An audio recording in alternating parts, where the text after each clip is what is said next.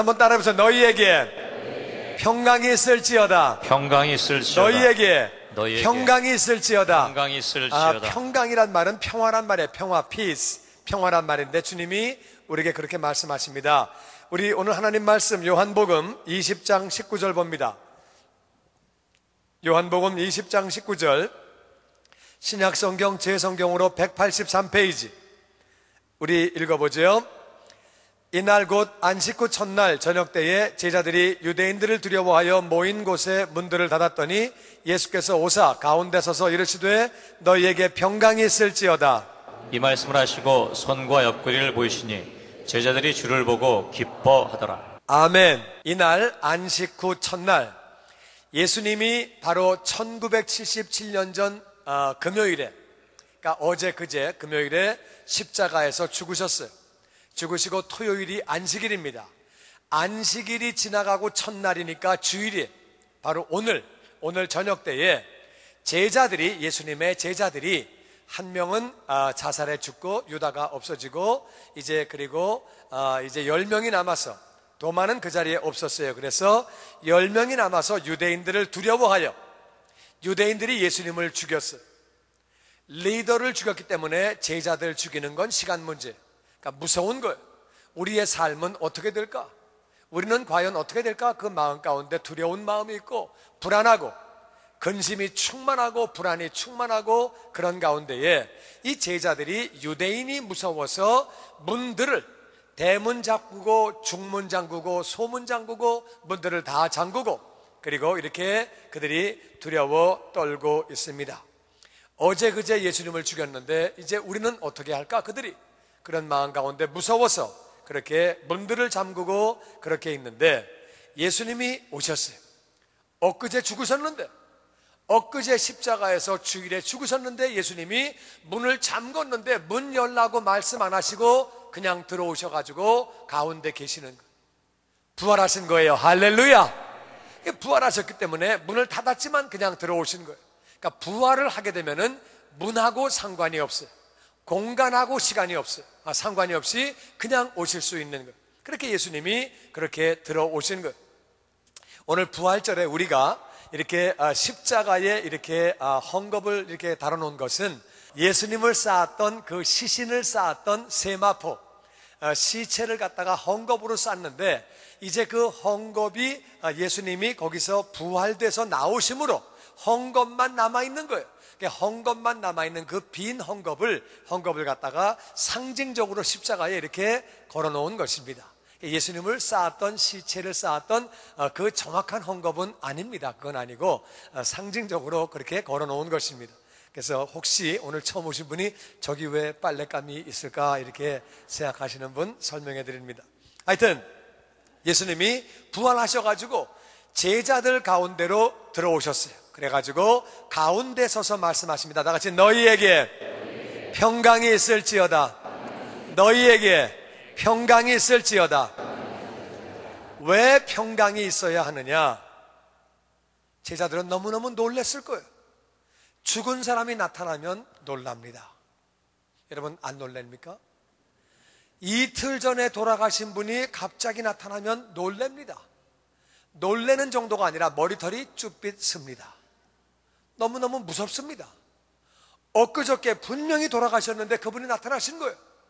그러면 사람이 겁나는데 문도 안 열었는데 그냥 오신 거예요.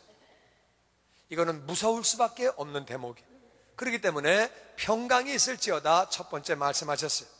두 번째, 현재 상황이 자기의 스승 되시는 예수님을 죽인 거예요. 자기의 전체 리더가 되시는 예수님을 그들이 죽였어요. 그러니까 이제 자기들의 죽음은 초일기예요.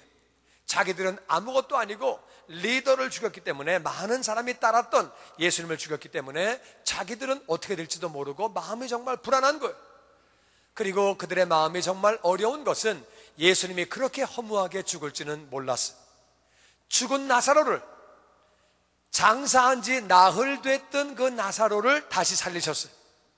물 위를 걸어가셨어요. 귀신을 내쫓으셨어요. 예수님은 안진뱅이를 일으키시고 소경의 눈을 뜨게 하시고 문둥병을 고치시고 엄청난 기적을 나타내셨어요. 뿐만 아니라 물고기 2마리와 떡덩어리 5개를 가지고 남자만 5,000명, 여자와 어린 애까지 노인까지 합치면 2만 명이 넘는 사람을 전부 배불리게 먹이고 그리고 광주리 12개를 거두셨어요. 이건 사람이 할 수 있는 일이 아니에요. 그랬던 그 예수님이 너무도 허무하게, 너무도 그리고 비참하게 십자가에서 그렇게 죽으신 거예요. 채찍에 엄청나게 맞으시고, 그것이 제자들은 이해가 안 되는 거예요. 그리고 마음 가운데 자기의 선생님이 죽으셨는데 이제 우리는 어떻게 될까? 예수님을 따라다녔던 우리는 뭐가 될까 하고 그 마음 가운데 너무너무 불안한 거예요. 불안한 것입니다. 이제 그들이 불안하고, 또 그들은 예수님이 다시 오셨을 때 그들의 마음 가운데 예수님에게 정말 미안한 마음이 있는 거예요. 왜 그러냐면은 예수님이 그러셨거든요. 내가 오늘 잡힐 거다, 나는 죽을 거다. 그 전에도 예수님은 죽으신다는 말씀을 많이 하셨어요. 내가 죽을 거다, 그런데 나는 죽은 뒤에 나는 3일 뒤에 살아날 거다, 이 말씀 많이 하셨어요. 근데 예수님을 따라다니면서 보니까 예수님이 정말로 하나님의 아들이에요. 보통 분이 아니에요. 사람이 할 수 없는 거를 하시는 거예요. 그래서 예수님이 잡히셔서 죽으신다고 하실 때에 제자들이 말합니다. 주님, 우리가 같이 죽습니다. 예수님 돌아가시는 그 현장에 우리 같이 죽습니다, 탁 얘기했는데 잡히시던 그 밤에 전부 도망갔습니다. 전부 도망갔을 뿐만 아니라 예수님을 부인하고, 맹세하고 부인하고, 저주하고 부인하고 다 도망갔습니다. 다 도망갔을 뿐만 아니라 예수님 돌아가시던 그 십자가 앞에는 여자들만이 있었어요. 제자들은 그 앞에 없었어요. 그리고 또 이 제자들은 예수님 달려 돌아가시고 난 뒤에 이제 장사를 지낼 때에 제자들이 한 것이 아니라 요셉과 니고데모라고 하는 엉뚱한 사람들이 나와가지고 장사를 했습니다. 그 당시에는 장사를 무덤에 이렇게 묻는다고 하면 예수님이 사형당해서 돌아가셨기 때문에 엄청난 불이익을 당할 수 있는 거예요. 그래서 제자들은 다 도망가고 없고, 엉뚱한 요셉과 이제 니고데모가 장사를 지냈고, 그 무덤 앞에까지 따라갔던 거는 여자들이에요. 제자들은 거기 하나도 없었어요. 그러니까 예수님이 나타나시면은 이 제자들은 참 미안한 거예요. 예수님 나타나셨을 때 자기들은 정말 같이 죽겠다고 그래 놓고 나서 다 도망갔지요. 부인했지요. 저주까지 했지요. 그리고 장사 지낼 때 옆에 하나도 없었지요. 그러니까 뭐 다 미안한 것뿐이에요. 그런데 예수님이 오셔가지고 같이 평강이 있을지어다, 평강이 있을지어다. 예수님 오시면 야단 맞을 줄 알았는데, 예수님 오시면 혼날 줄 알았는데 예수님이 평강이 있을지어다 그렇게 말씀하시는 거예요. 예수님은 이렇게 그 말씀하시면서 손과 옆구리를 보이십니다. 봐라, 그 상처를 봐라. 내가 죽었던 바로 비슷한 사람이 아니고 바로 나다. 손에 못자국을 보여주시고 옆구리에 창자국을 보여주시는 거예요. 바로 나다 말이야. 나라고 이렇게 보여주시는 거예요. 제자들은 너무너무 기뻤어요. 왜냐하면 사람이 죽으면 끝나는 건 줄 알았어. 죽으면 끝나는 거지, 뭐 그 뒤에 뭐 있어, 죽으면 다 끝나는 거지, 그렇게만 생각을 했는데, 그리고 십자가에서 너무도 허무하게 그리고 비참하게 죽으셔서 다 끝났다고 생각을 했는데, 그래서 어떤 제자들은 엠마오로 떠나갔습니다. 이제 다 끝났다 그렇게 생각을 했는데 다시 사신 거예요. 아, 죽음이 끝이 아니구나, 죽음 뒤에 또 다른 세계가 있구나, 예수님 다시 사셨구나, 이게 바로 승리구나. 너무너무 기뻤어요. 예수님 오셔가지고 야단칠 줄 알았는데 예수님이 베드로야, 나 좀 보자. 네가 나를 저주했냐? 무릎 꿇어. 뭐 그러실 줄 알았는데 그리고 다 도망갔던 제자들, 야 이놈들아, 뭘 나랑 같이 죽어? 나랑 같이 죽어? 도망 너 뛰면 이렇게 잘하냐? 그렇게 잘 뛰어? 이런 말씀 안 하시고, 책망도 안 하시고, 야단도 안 치시고, 다 같이 평강이 있을지어다, 평강이 있을지어다, 이 말씀하시는 주님이 너무 고마운 거예요. 야, 인간적으로 그럴 수 있냐? 너희들이 나를 그렇게 배신할 수 있냐? 너희들이 나를 저주할 수 있냐? 너희들은 내가 누군지 알지 않느냐? 어떻게 그렇게 하고 떠나가냐? 세상에 그럴 수가 있냐? 그리고 장사 지날 때 엉뚱한 사람들이 했어요. 또 뭐 이런 말씀 하실 수 있어요. 여자들은 그 앞에까지 오는데 남자들이 사내가 돼가지고, 야, 참 창피하다, 창피해, 내가 잘못 키웠구나, 이제는 서로 안면 거시기 하고 우리 아는 척 하지 말고 모르는 사이로 지내자, 뭐 이렇게 하실 수 있는데 예수님 안 그러셨어요? 다 같이 평강이 있을지어다. 이 말씀하시는 주님이 얼마나 고마운지 제자들은 너무너무 기뻐했다고 그렇게 기록하고 있습니다. 책망하신 것이 아니라 꾸지람을 하신 것이 아니라 그들 마음 가운데 불안하고, 야, 뭘 그렇게 불안해하냐? 내가 하나님의 아들이고 내가 하나님인데 너희가 뭘 불안해하냐? 야단치지 않으셨어요. 그리고 평강이 있을지어다 그렇게 말씀하셨어요. 그 다음에 예수님은 연이어서 이렇게 말씀하십니다. 21절에 예수께서 또 이르시되 너희에게 평강이 있을지어다. 아버지께서 나를 보내신 것 같이 나도 너희를 보내노라. 이 말씀을 하시고 그들을 향하여 숨을 내쉬며 이르시되 성령을 받으라. 같이 읽지요. 너희가 누구의 죄든지 사하면 사해질 것이요 누구의 죄든지 그대로 두면 그대로 있으리라 하시니라. 아멘.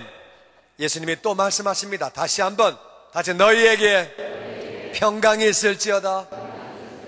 얼마나 제자들 마음에 평강이 있기를 원하시는지, 불안해하고 언제 죽을 줄 모르고 예수님 앞에 너무너무 미안하고 도망갔던 자신들이 미안하고 장사 지낼 때에 근처에 못 갔던 자신이 미안하고 그리고 장담했다가 다 그렇게 한 것이 미안하고 여러 가지로 정말 미안한 거예요. 그런 그들에게 예수님 말씀하십니다. 평강이 있을지어다. 또 한 번 말씀하시는 거예요. 그러면서 아버지가 나를 보내신 것처럼 하나님 아버지가 나를 보내셨다. 인생들이 불쌍하기 때문에, 인생들이 죄 가운데 살다가 그렇게 멸망당하는 모습이 안타깝기 때문에 나를 보내신 것처럼 이제 나도 너희를 보내노니, 이렇게 말씀하시면서 성령을 받으라고 말씀하십니다. 너희들이 누구의 죄든지 용서하면 용서를 받을 것이고 누구의 죄든지 그대로 두면 그대로 있으리라. 이게 무슨 말이냐? 예수님은 부활하셨어요. 부활하셨다는 말은 죄가 없다 그 말이에요. 인류 역사상 다시 산 사람은 없습니다. 잠깐 기절했다가 깨어난 사람은 있어요. 그리고 의식을 잃었다가 혼수 상태에 있다가 코마 상태에 있다가 깬 사람은 있어요. 근데 그들은 다 다시 죽은 거예요. 물론 예수님이 살리신 사람이 있어요. 엘리사가 사람을 살린 적이 있어요. 예수님이 사람을 살려서 나인성 과부의 아들을 살렸어요. 야이로 회당장의 딸을 살리시고 나사로를 살리셨어요. 그런데 그들은 다시 다 죽었어요. 그들은 영원히 산 것이 아니라 잠깐 살았다가 다시 또 그 뒤에 죽은 거예요. 근데 예수님만이 영원히 부활하셔서 영원히 살아계십니다. 할렐루야. 예수님만 영원히 그렇게 사신 거예요. 그러니까 예수님이 부활하셨다 그 말은 이 바로 세마포, 이 예수님의 시체를 쌌던 이 세마포를 우리가 이렇게 상징적으로 걸어놨지만 예수님 무덤이 비어있는 거예요. 그러니까 예수님이 비어있다는 말은, 그 무덤이 비어있다는 말은 그분이 다시 사신 거예요. 오늘이 바로 그 사신 날인데 1977년 전에 오늘 사셨는데 예수님이 사셨다는 말은 그분은 죄가 없다 그 말이에요. 사람은 자기의 죄 때문에 죽는 것입니다. 죄의 삭은 사망이요 죄 때문에 죽는 것인데 예수님이 다시 사셨다는 말은 그분은 죄가 없다 그 말이에요. 그 죄가 없는 분이 왜 죽으셨느냐? 여러분과 저의 우리 인생들의 죄를 짊어지고 죽으신 것을 믿습니다. 예수님이 우리의 죄를 짊어지고 죽으신 거예요. 아담과 하와가 맨 처음에 하나님이 말씀하시기를 선악과를 먹지 말아라, 먹는 날에는 정령 죽으리라고 말씀하셨어요. 근데 그들은 하나님 말씀을 믿지 않았기 때문에 선악과를 먹었습니다.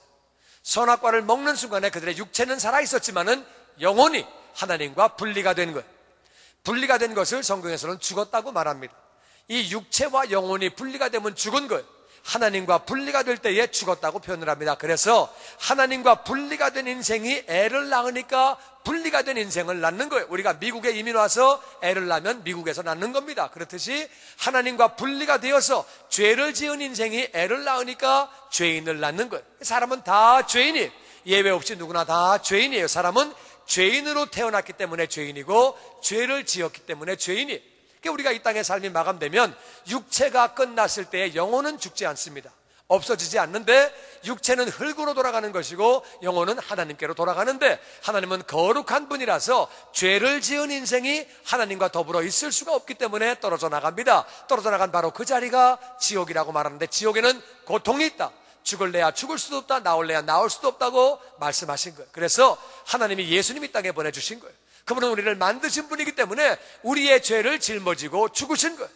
그리고 우리의 죄를 다 짊어지고 죽으셨기 때문에 십자가에서 죽으시고, 그분은 그분의 죄가 아니기 때문에 우리의 죄를 짊어지고 죽으신 다음에 이 죄를 내려놓으시고 사흘 만에 다시 부활하신 거예요. 할렐루야. 예수님 다시 그렇게 살아나셨습니다. 사셨는데 이제 제자들에게 말씀하십니다. 너희들이 가서 예수님이 우리의 죄를 짊어지고 죽으신 그 사실을 선포해라. 그래서 너희들이 죄 용서받은 것을 선포해서 그들이 예수님이 대신 죄를 짊어지고 죽으신 것, 부활하신 것을 받아들이면 죄 용서를 받을 것이고, 너희들이 다니면서 죄 용서받은 것을 선포하지 아니하면 누구의 죄든지 그대로 두면 그대로 있으리라. 그 죄가 용서받지 못하고 그대로 있어서 그렇게 그들이 이제 이 땅의 삶이 마감될 때에, 이 땅 살 때도 어디서 와서 왜 살며 어디로 가는지 의미를 알지 못하고 살다가, 그렇게 살다가 이 땅의 삶이 마감되면 지옥에서 영원히 산다는 거예요. 죄가 그대로 있다는 거예요. 그래서 너희가 다니면서 예수님이 우리의 죄를 짊어지고 죽으신 그 사실을 선포하라고 말씀하시면서 그 일을 하려면 성령을 받으라는 거예요. 성령 충만해야 그것을 할 수 있다고 그렇게 예수님이 말씀하셨습니다. 그랬을 때에 이런 일이 생겼습니다. 24절에 12제자 중에 하나로서 디두모라 불리는 도마는 예수께서 오셨을 때에 함께 있지 아니한지라. 다른 제자들이 그에게 이르되 우리가 주를 보았노라 하니, 도마가 이르되 내가 그의 손에 못자국을 보며 내 손가락을 그 못자국에 넣으며 내 손을 그 옆구리에 넣어보지 않고는 믿지 아니하겠노라 하니라. 예수님이 이제 그 일요일 저녁에, 주일 저녁에 오셨을 때에 이 도마라고 하는 사람, 다 같이 도마라고 하는 사람은 영어로 토마스예요. 토마스인데 예수님이 오셨을 때 거기 안 있었어요. 다른 데 있었어요. 뭐 하고 있었느냐고 물어보지 마십시오. 저도 모릅니다. 성경에 안 나옵니다. 그래서 뭘 하는지는 모르겠지만 거기 없었어요. 그랬는데 다른 제자들이 이 도마에게 말합니다. 우리가 주님 만났어. 주님이 다시 사셨다고, 우리 만났다고, 만났어. 그리고 손에 못자국 보고 옆구리에 창자국이 있더라. 그대로 이 얘기를 다 그렇게 해준 거예요. 우리가 알아야 되는 것은요, 그럼 우리가 흉터가 있는 사람은 부활하면 흉터가 그대로 있냐? 그렇지 않습니다. 흉터가 없어져요. 우리 장애인으로 태어나신 분들, 장애인들이 돌아가시면, 부활하면 그때는 장애가 아니고 온전한 사람이 되어집니다. 예수님은 왜 그럼 흉터가 그대로 있는 거냐? 이걸 잘 알아야 돼요. 예수님은 죄가 없는 분이에요. 죄가 없는 분이 우리의 죄를 짊어지셨어요. 우리의 죄를 다 짊어지셨어요. 우리는 죄가 없이 깨끗한 자가 되었기 때문에 부활할 때 우리는 완전한 부활체로 부활이 되는 거예요. 그래서 우리가 키가 작은 분도 있고 큰 분도 있고 뭐 장애인도 있고 여러 가지 있는데 그런 거 신경 쓸 필요 없이 부활하면 완전한 부활체로 바뀌는 거예요. 할렐루야. 너무너무 감사한 일인데 예수님은 죄가 없는 분이 우리의 죄를 다 짊어지신 거예요. 그래서 그분이 받은 상처와 모든 것들은 없어지는 게 아니에요. 그분은 죄를 다 짊어지셨기 때문에 그분이 받은 것은 없어지는 게 아닙니다. 그래서 예수님은 손에 못자국이 그대로 있고 옆구리 창자국이 그대로 있고 등에는 채찍자국이 그대로 있고 발에도 못자국이 있고 머리에는 가시관을 쓰신 그 모습이 있고, 그래서 이 요한계시록 보니까 사도 요한이 천국 올라가서 보니까 어린 양을 봤는데 뭐가 이상한 어린 양을 본 거예요. 일찍 죽임을 당한 것 같더라. 어린 양을 봤는데 뭐가 이상한 어린 양을 본 거예요. 다 완전한데, 우리는 하늘나라 올라가면 다 완전한데 예수님만 그렇게 그분의 정말 완전하신 형상을 영원히 손상시켜 가시면서 우리를 구원하신 거예요.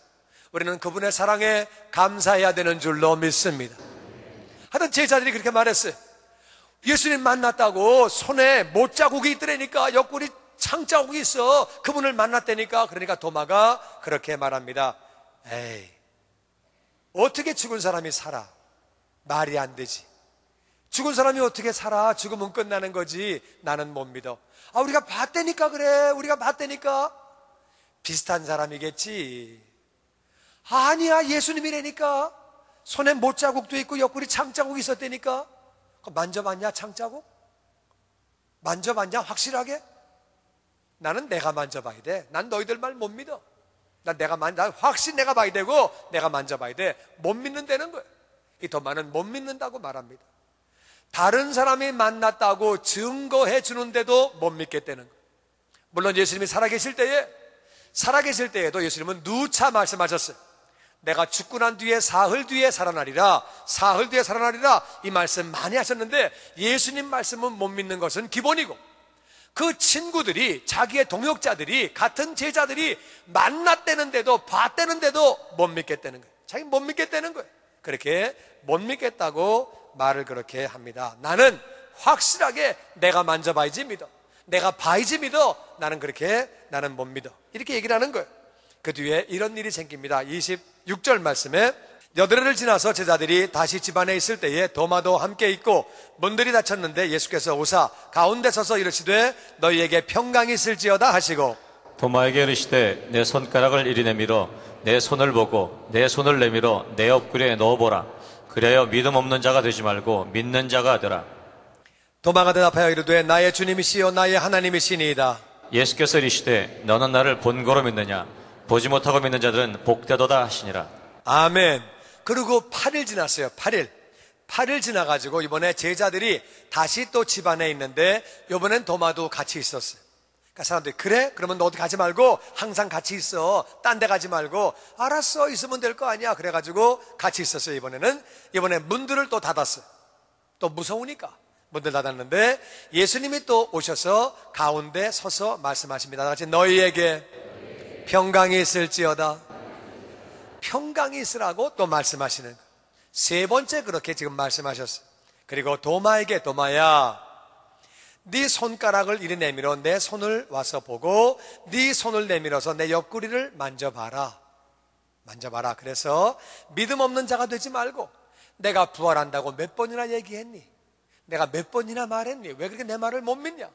그 네 친구들이 봤다고 얘기하는데 너 왜 이렇게 너 안 믿니? 친구들이 봤다고 그렇게 말해 왜 빡빡빡 우기냐? 너는 그렇게 믿음 없는 자가 되지 말고 믿는 자가 되라. 예수님 말씀하시기를 손 만져봐, 옆구리 만져봐, 이렇게 말씀하시는 거예요. 도마가 얼마나 놀랐을까요? 그거 내가 한 말인데, 나는 손 만져봐야 돼, 옆구리 만져봐야 돼, 자기가 말한 거거든요. 근데 주님이 알고 계시는 거예요. 얼마나 놀랬겠어요. 내가 한 말인데 어떻게 아셨어?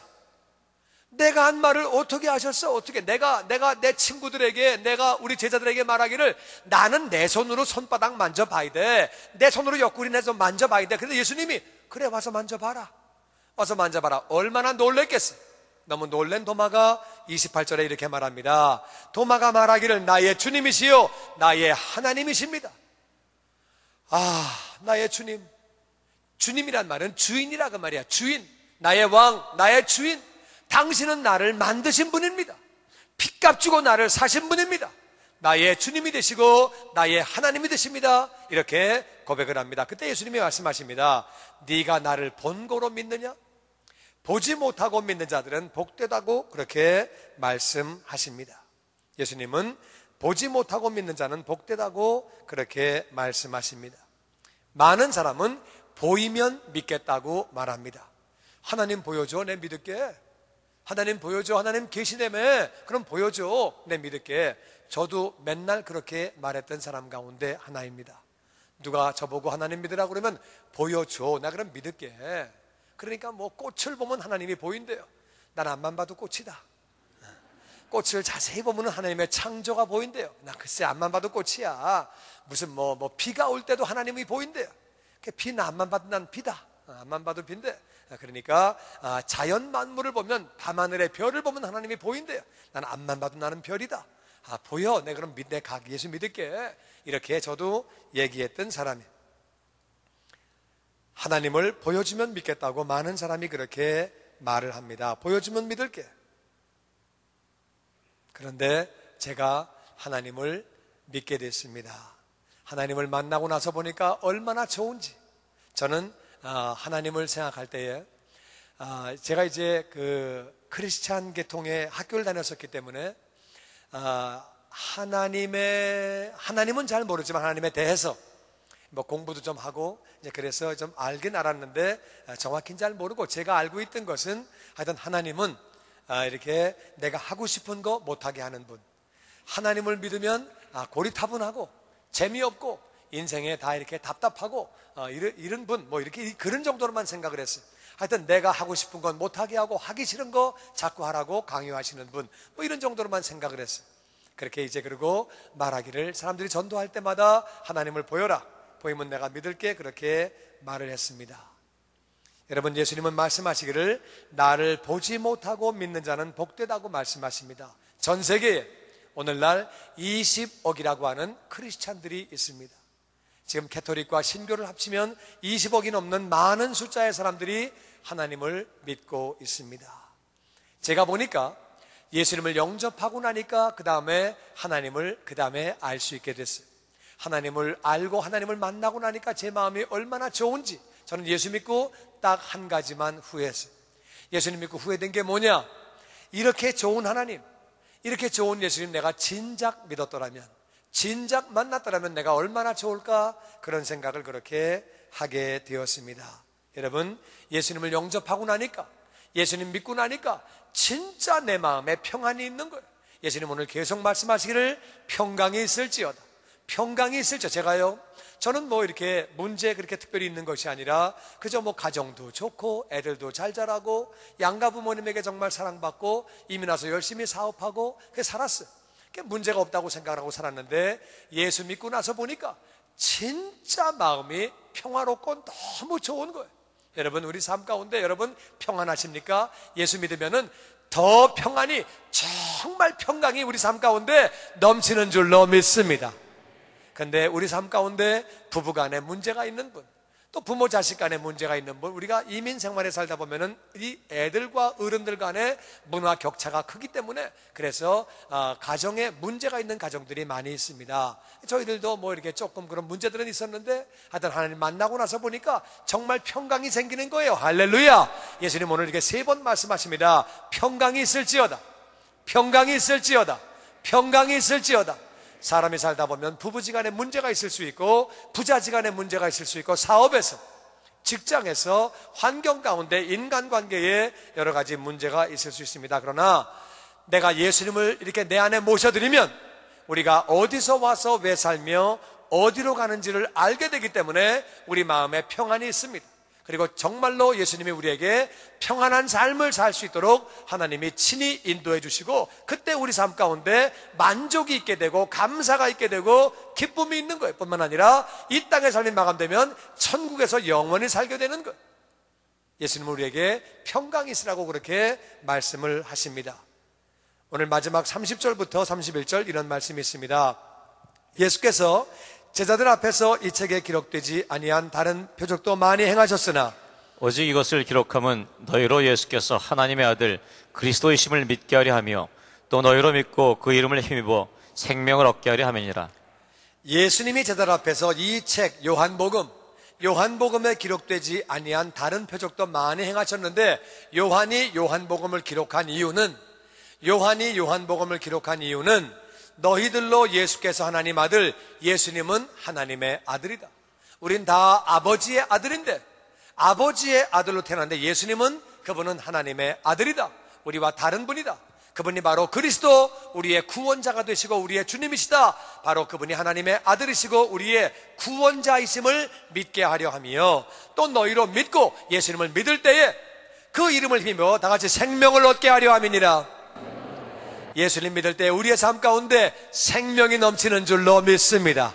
생명이 넘치니까 내 삶에 정말 기쁨이 있는 것, 내 삶에 평안이 있는 것이고 내가 삶의 의미를 알고 내가 사는 목적을 알게 되는 것, 어디로 가는지를 알게 될 뿐만 아니라 내 삶에 생명이 넘치니까 이 생명이 나누어져서 내 가정도 생명이 넘치게 돼서 정말 가정이 기쁘게 되고 평강이 넘치고 천국과 같은 삶을 사는 것이고 한 걸음 더 나아가서 내 환경이 그렇게 천국과 같은 삶을 연습하며 살다가 이 땅 삶이 마감되면 천국서 우리가 영원히 그렇게 살게 되는 것. 개인의 평강이 넘치고 가정의 평강이 넘치고 그리고 우리의 환경 가운데 그러한 평강이 넘치게 되는 것. 예수님은 계속해서 평강이 있을지어다, 평강이 있을지어다, 평강이 있을지어다 말씀하시는 것. 우리 인생들 가운데 평강 가운데 하나님을 몰라도 살고 있는 분들이 많이 있습니다. 하나님을 모르지만 예수님 믿지 않지만 평강이 있는 분들이 많이 마음이 평화로워요. 그런 분들이 있습니다. 그런데 그런 분들이 주님을 내 안에 모시게 되면 정말로 내 마음에 더 큰 평강이, 정말 참 평강이 찾아옵니다. 내 마음에 어려움이 있는 사람, 인생을 살며 스트레스가 있고 가정에 문제가 있고 자녀의 문제가 있고 건강의 문제가 있고 사업의 문제가 있고 직장의 문제가 있고 내 마음에 평강이 없는 사람은 주님을 영접하면 정말로 놀랍게 주님이 내 마음에 평강을 주시고 환경도 변화시켜 주십니다. 할렐루야. 예수님은 그래서 평강이 있을지어다 그렇게 말씀하신 그분은 제자들에게 평강을 주시는 줄로 믿습니다. 평강을 정말 주시는 거예요. 주님을 영접하고 나니까 제 마음이 얼마나 평강이 있는지, 정말로 가정에도 진정한 의미의 평강이 오게 되고 얼마나 좋은지 모릅니다. 부활하신 주님, 다시 사신 주님, 그분은 하나님의 아들이세요. 우리의 죄를 짊어지고 십자가에서 죽으시고 장사한 지 사흘 만에 다시 부활하신 주님, 오늘이 바로 그 주님이 부활하신 바로 그날입니다. 그래서 우리 교인들이 우리 여러분들을 정말 사랑하는 까닭에 꼭 모시고서 부활하신 주님을 안에 모시라고, 모심으로 평강이 넘치는 그러한 삶을 사시라고 우리 성도님들이 사랑하는 분들을 그렇게 모시고 오신 것입니다. 오늘 오신 분들 너무너무 환영하고요, 그 부활하신 예수님을 내 안에 모심으로 말미암아 내 삶에 평강이 넘치게 되기를 주의 이름으로 축원합니다.